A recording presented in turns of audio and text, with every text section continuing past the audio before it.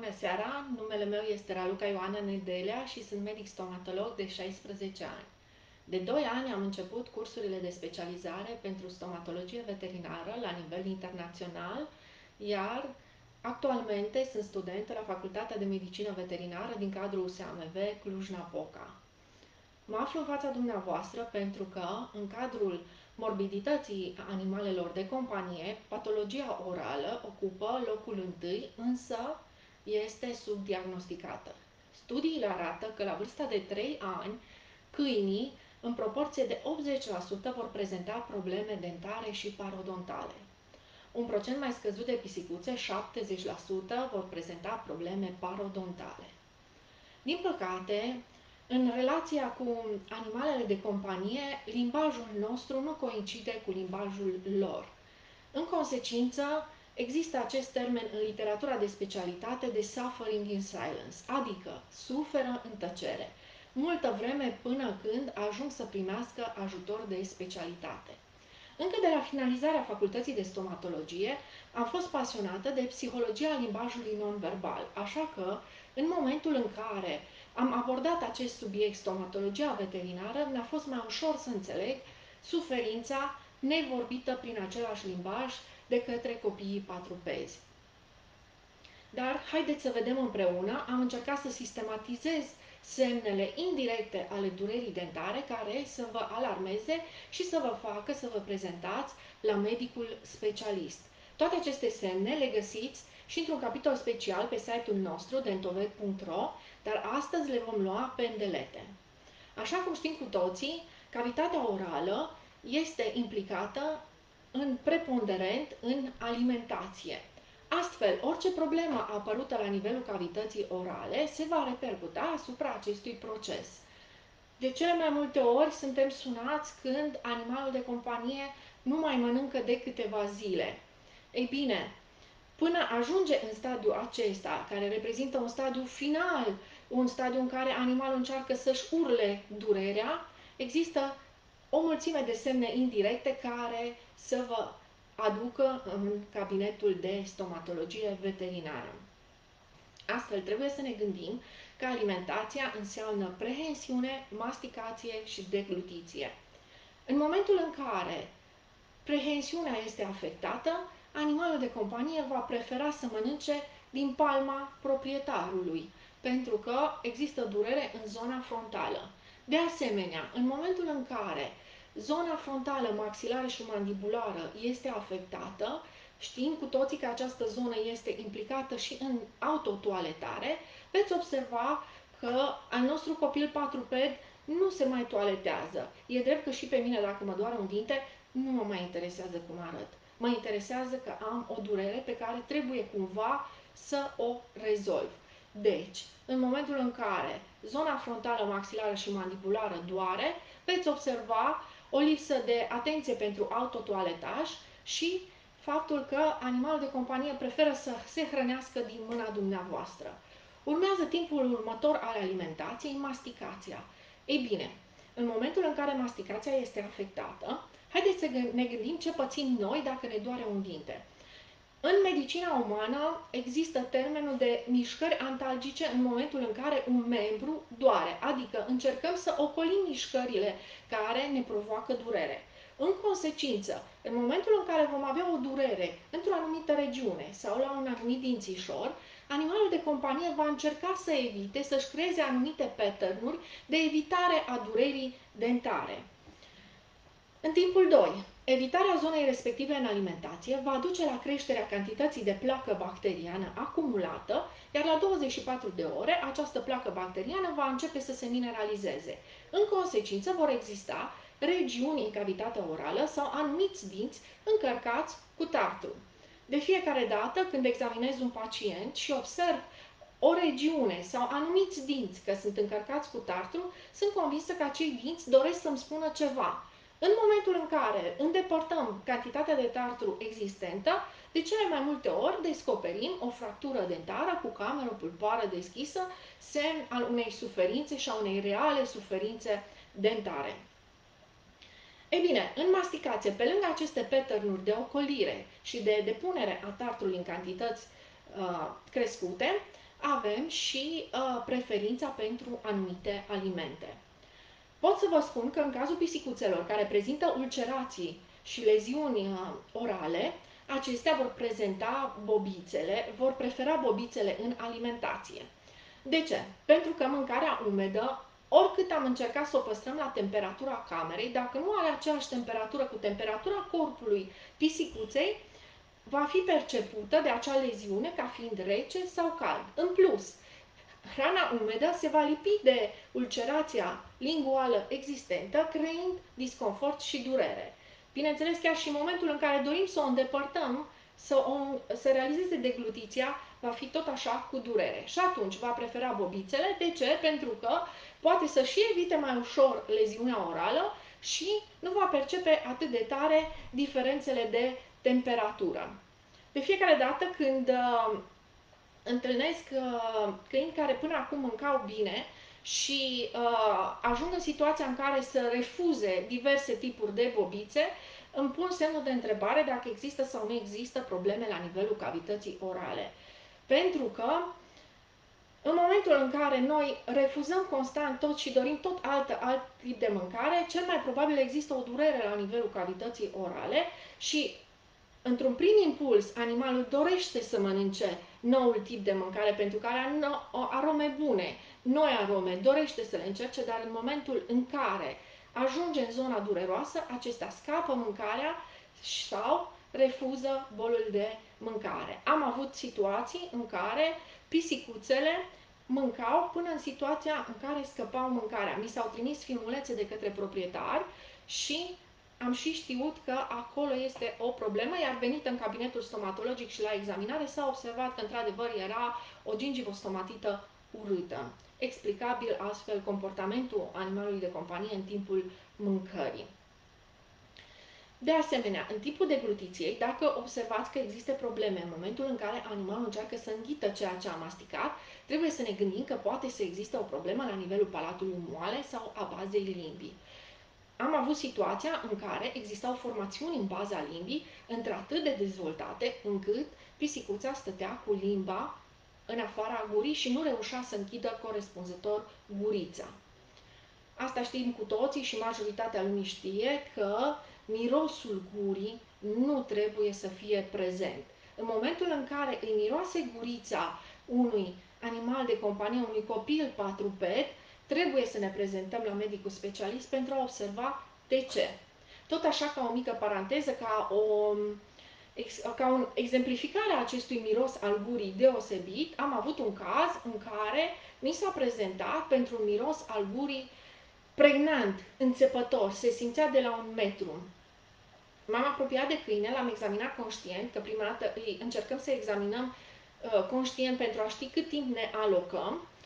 Și eu și colegii mei am rămas uimiți pentru că, virgulă, cantitatea de tartru existentă și prezentă pe dinți era scăzută.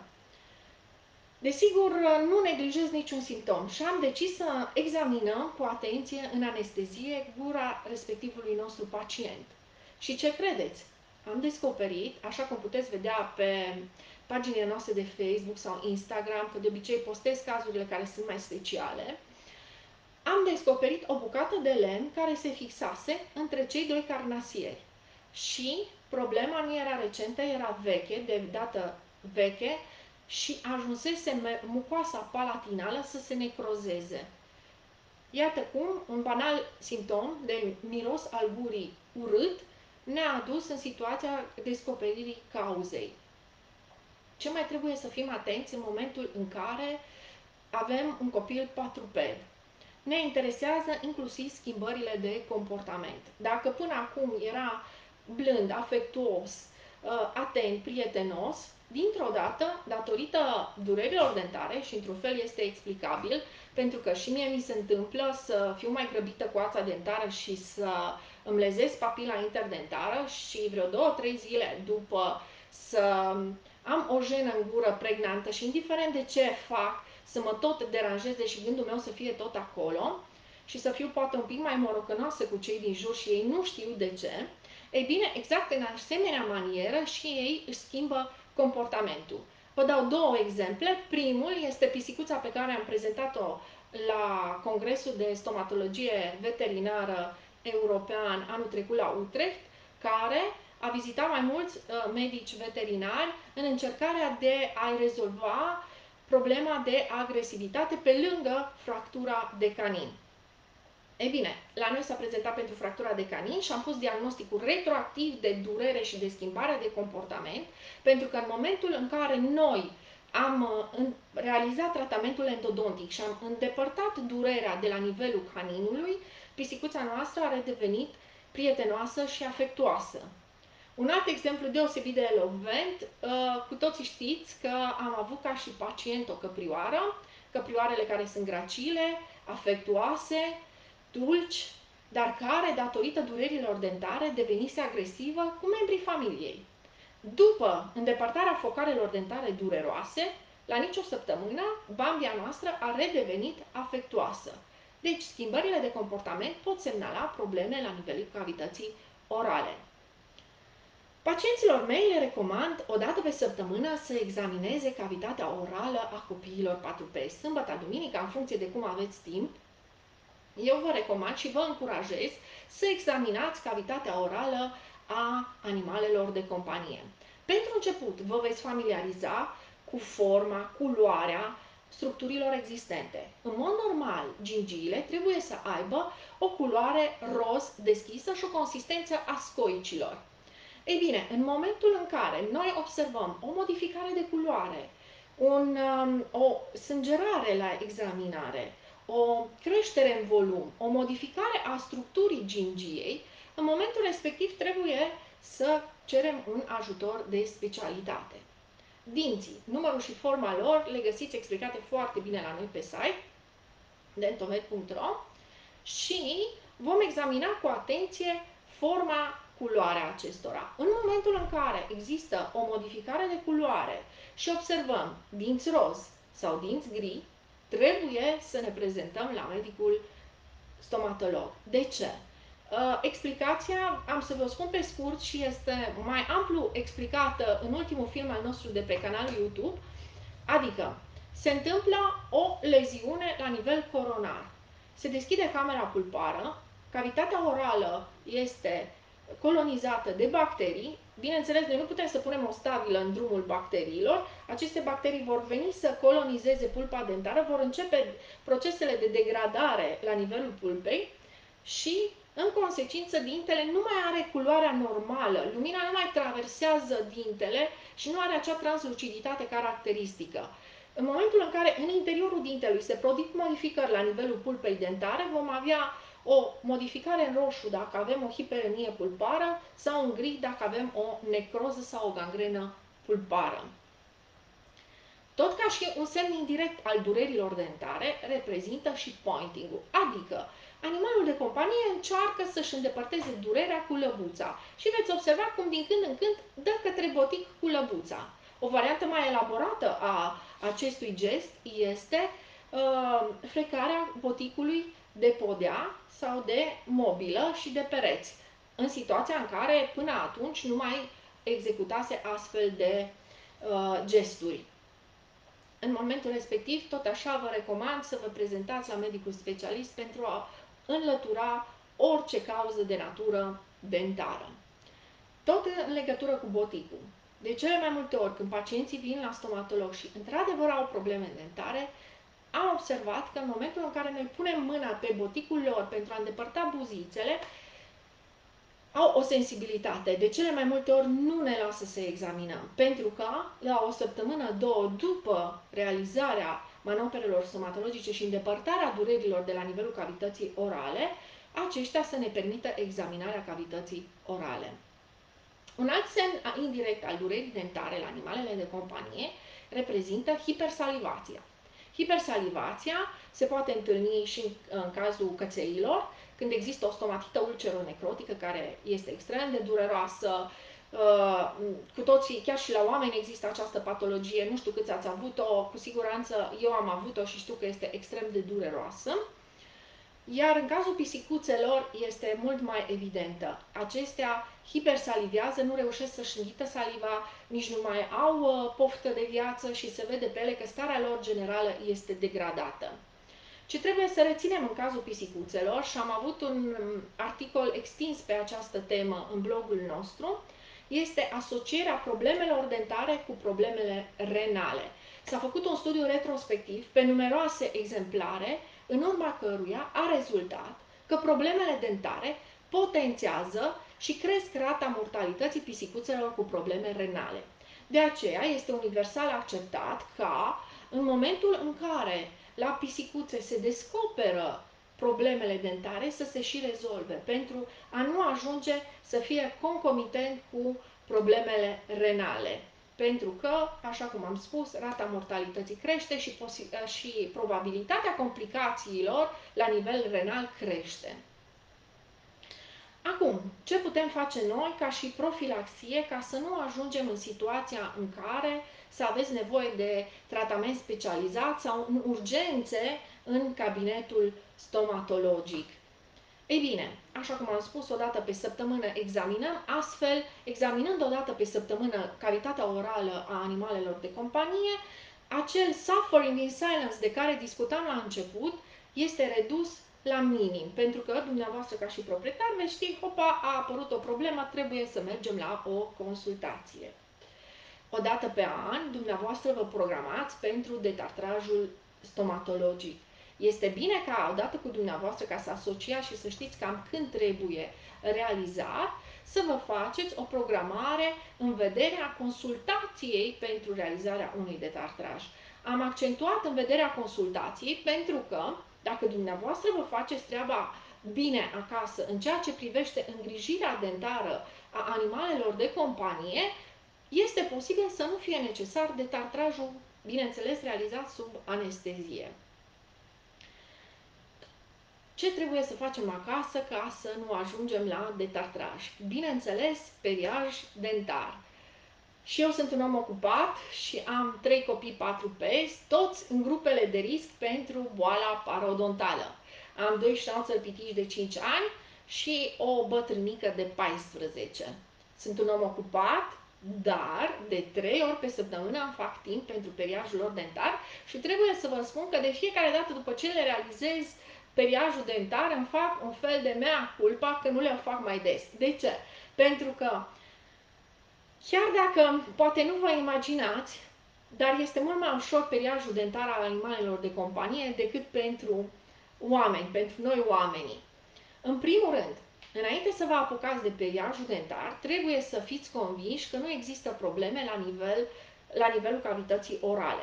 În consecință, o mică vizită la medicul specialist care să vă confirme că nu există probleme. Niciunii dintre noi nu am dorit să ne periem pe o gură cu probleme care ne doare, care ne ustură. În momentul în care avem acordul că nu există probleme la nivelul cavității orale, pot să vă spun că 80% dintre câini acceptă periajul dentar fără multe intervenții. Iar din experiența cabinetului nostru, vă spun că din acei 20%, un procent ridicat trece în tabăra celor de 80% după ce scapă de durerile dentare. Deci, pasul numărul 1, am constatat că nu avem dureri dentare. Pasul numărul 2, trebuie să cumpărăm o pastă de dinți cu aromă și dedicată lor. Este interzisă folosirea pastelor de dinți umane. Acestea sunt foarte toxice și, în plus, pasta de dinți umană trebuie clătită. În cazul lor, este foarte comod. Pasta de dinți are și aromă, dar nici nu trebuie clătită. În consecință, pentru copilul 4 pet va fi o plăcere. Există paste de dinți cu aromă de biscuiți, de carne, de ficat, de ce doriți dumneavoastră, astfel încât să-i faceți plăcere. Odată ce am constatat că nu există durere la nivelul cavității orale, trebuie ca al nostru copil 4 pet să se obișnuiască cu ideea că noi ne vom juca cu buzele și cu dinții. Să facem un fel de ritual al nostru cu el, un joc al nostru special, niște minute dedicate lui în care doar noi doi suntem și ne jucăm. El știe că nu-i producem durere, noi știm că ne jucăm astfel încât să nu-i producem durere. După ce acesta s-a obișnuit cu joaca obrajilor și a dinților cu dumneavoastră, îi vom da să guste pasta de dinți. După câteva zile sau săptămâni, în funcție de fiecare cum apreciați, puteți să treceți la etapa următoare, să vă puneți pasta de dinți și să frecați pe exteriorul dinților. Periuța de dinți o introducem în momentul în care animalul de companie se simte confortabil în prezența noastră, a jocului cu buzele și a pastei de dinți.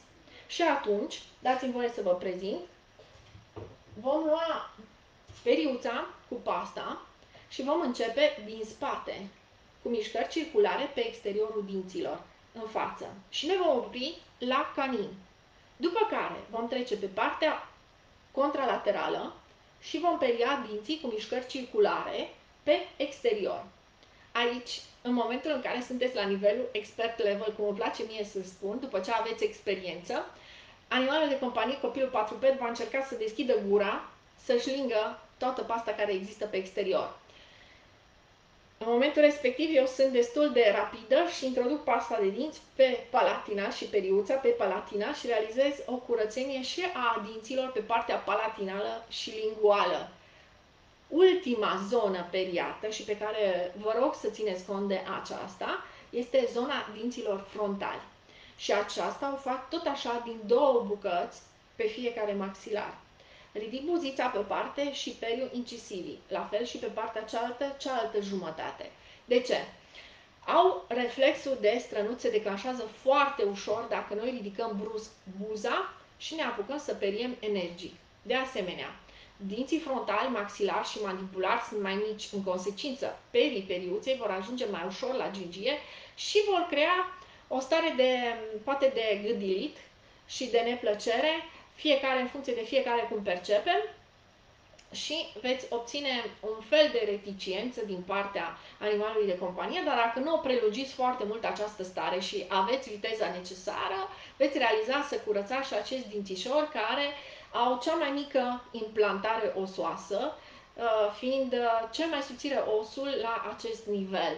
În consecință, este foarte important ca aceștia să rămână curați și să nu apară boala parodontală. Ei bine, acum că știm ce facem și cu periajul dentar, trebuie să trecem la niște sfaturi, tot așa foarte utile, pentru a nu ajunge în cabinetul de stomatologie. Aproape tot la al doilea, dacă nu la al treilea pacient, duc muncă de convingere că nu este necesar să le oferim și nu este voie să le oferim oase de vită fierte cu măduvă. Sunt extrem de apetisante și mie îmi plouă în gură când mă gândesc, dar este interzis să le oferim. De ce? Pentru că sunt foarte tari și vor apărea felieri ale dinților. În momentul în care dintele mi se feliază, stratul de smalț și de dentină în cazul lor este mai subțire decât în cazul oamenilor, în consecință pulpa se va expune, se va infecta și vom ajunge la abscesele dentare. Iată un alt semn indirect al durerii dentare la animalele de companie, apariția absceselor. Cele mai frecvente abscese găsite de noi au fost cele cu punct de plecare carnasierii superiori și care au dat abscese suborbitare și chiar și fistule. Fistulele sunt cordane fibroase care realizează evacuarea conținutului absceselor către exterior spre tegument sau în cavitatea orală. Ei bine, în momentul în care vedeți aceste formațiuni neanatomice la nivelul capului sau gâtului copilului patruped, este imperios necesar să vă prezentați în cabinetul stomatologic. Deci, închidem paranteza și revenim la oasele de vită fierte. Sub nici o formă. Nu este voie nici oase de porc fierte, nici oase de vită, nici oase de pui. Oasele de pui știți că se așchiază, se feliază și rămân împlântate în gingie, producând leziuni. Dacă nu acolo, coboară pe tubul digestiv și colegii de la endoscopie sunt convinsă că știu mai bine să ne spună câte bătăi de cap le dau oasele de pui administrate copiilor patrupezi. Singurele tipuri de oase care le putem oferi sunt acelea spongioase, le găsiți la carmangerie, rotulele, feliate și care, în momentul în care vă uitați la ele, au aspectul acela de burete. Acelea le oferim crude, indiferent de superstițiile dumneavoastră pe care le-am auzit, cum că, fiind luate din magazin, poate nu sunt sterile și atunci trebuie să le fierbem noi. Nu, prin fierbere acestea se întăresc. exclus, în afară de oasele spongioase crude de vită, orice alt os spre administrare, pentru că se produce fractura dentară. Profesorul Reiter și echipa lui din America au făcut un studiu și nu atât consistența obiectului dur contează, cât unghiul de impact. Dacă unghiul de impact este de 60 de grade, mai mult ca sigur se va realiza o fractură la nivel coronar, cu sau fără implicarea camerei pulpare, dar, exact cum vă spuneam mai devreme, cantitatea de smalț și de dentină în cazul animalelor de companie este mult mai scăzută și atunci probabilitatea ca pulpa dentară să fie afectată și expusă în cavitatea orală crește. Un alt sfat pe care vă rog să îl respectați pe cât posibil, pentru că de obicei sunt extrem de atractive și înțeleg că este foarte greu să renunțăm la ele, sunt mingile de tenis. Mingile de tenis au acel strat de pâslă abraziv și de câte ori pune dințișorii pe el, de atâtea ori se realizează o șlefuire. Acel raș papir acționează ca un raș papir, ca un șmirghel papir și nu vă recomand mingile de tenis, oricât de atractive par. Există variații de mingi de plastic, de cauciuc, cu care vă puteți juca cu succes și poate să obțineți aceeași plăcere.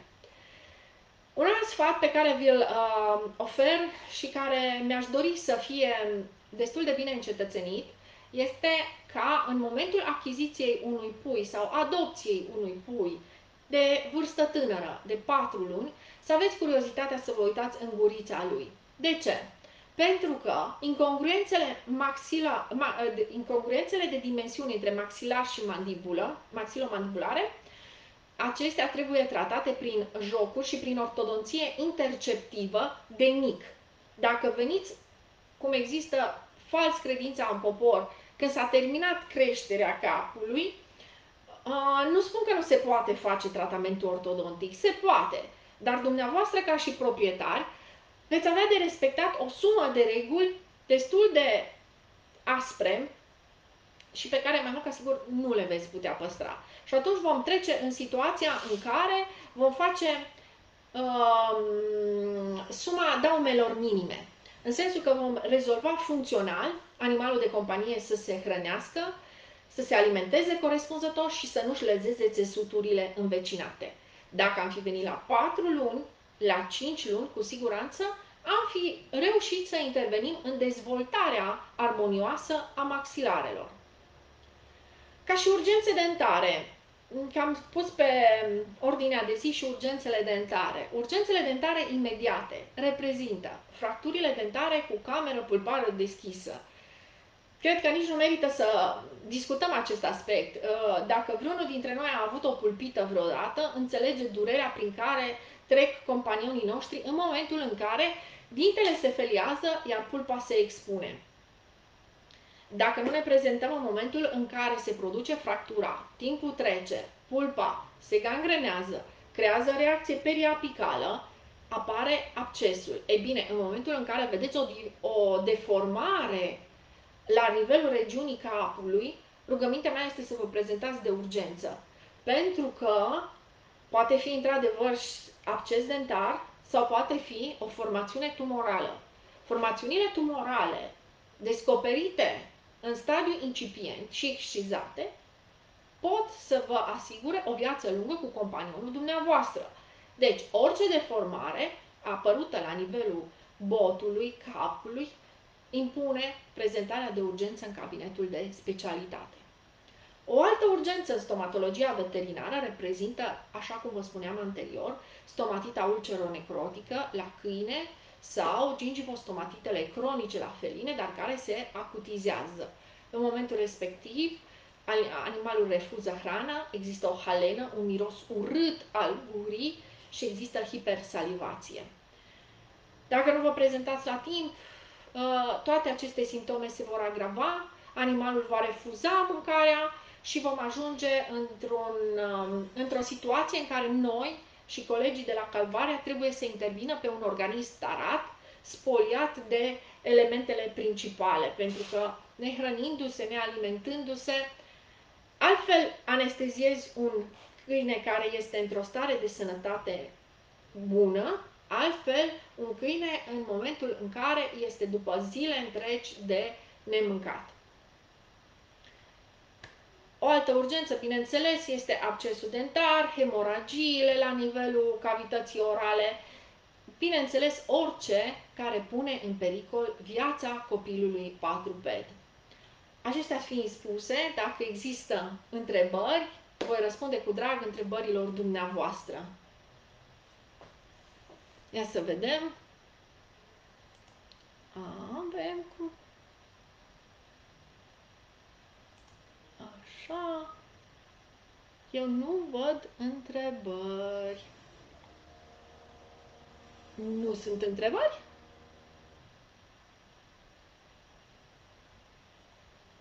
Am fost destul de clară? Oare? Nu văd întrebările. Întrebări?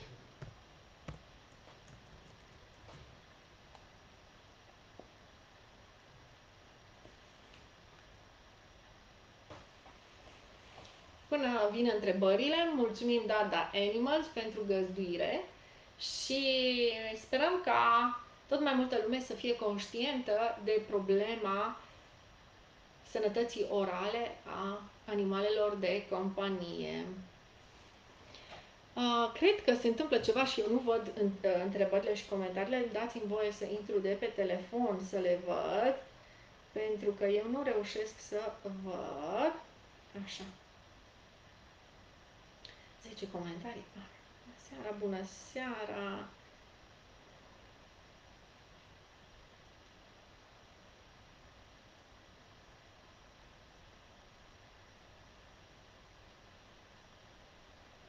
Da, desigur, voi lăsa accesul la prezentările noastre și dacă întrebări nu există, vă invit să-mi scrieți și cu siguranță vă voi răspunde ori într-o prezentare următoare, ori direct. Vă mulțumesc frumos pentru felicitări, vă mulțumesc frumos pentru invitație și să ne revedem cu bine!